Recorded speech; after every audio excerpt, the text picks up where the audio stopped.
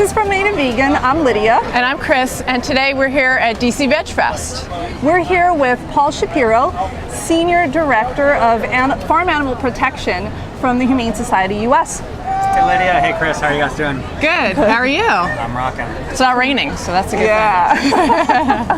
So Paul, when people hear Humane Society, they usually think cats and dogs. They don't think about farm animals. Tell me a little bit about your Farm Animal Protection Division. Sure. You know, you're absolutely right. First of all, a lot of the times people think of the Humane Society or the Humane Society of the United States, and they do think about dogs and cats, and in all honesty, that's the lion's share, or really the dog and cat share, of the work that the Humane Society does. The Humane Society of the United States provides more direct care for animals than any other organization in the country.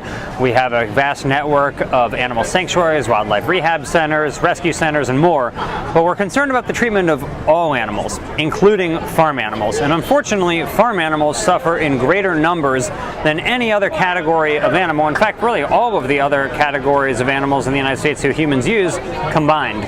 And so we have a real obligation to pay attention to what happens to these animals, and too often we treat farm animals without even the slightest modicum of mercy.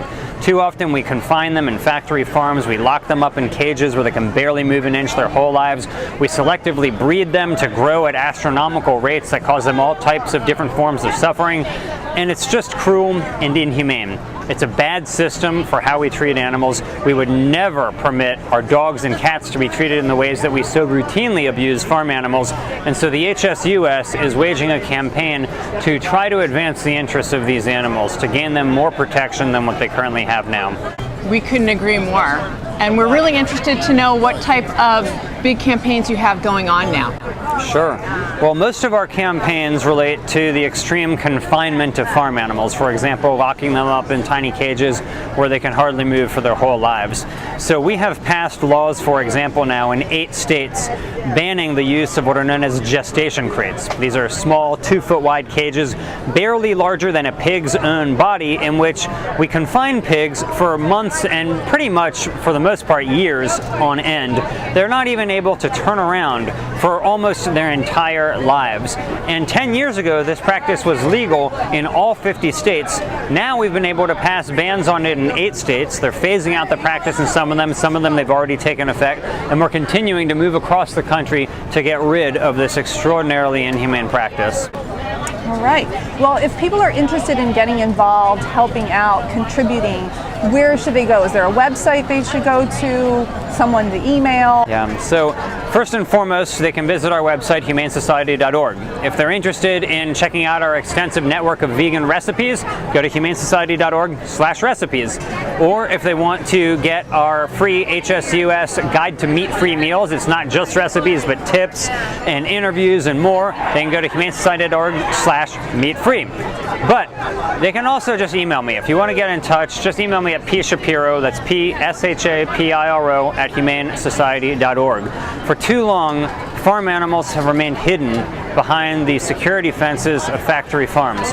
For too long, we've treated them as if they were nothing more than meat, milk, and egg machines. And what we're trying to do is to create a new type of society, a more humane society, where our relationship with animals is one that really is no longer based on violence and domination, but one that's based upon compassion and respect. And it's going to take a long time to get there. We know that the longest journeys begin with single steps, but we've taken some impressively important steps in recent years for farm animals, gaining them more protection from cruelty and abuse than they've had in the past. We still have a very long way to go, and we're not going to be able to do it without the help of so many supporters around the country. These campaigns are not self-executing. Laws don't pass themselves. They require the active participation of people who care enough about animals to want to get involved, to stop sitting on the sidelines, get involved in the game, and provide a voice for these animals who for so long have been voiceless in our society. Absolutely, and we hope that more people really do support the Humane Society, support these efforts, and actually they do something on their own in their own communities. Absolutely. All right. Thank you so much for all your work. Thanks, Chris. Thanks, Lydia. Thanks, Paul. All right, we'll see you guys soon.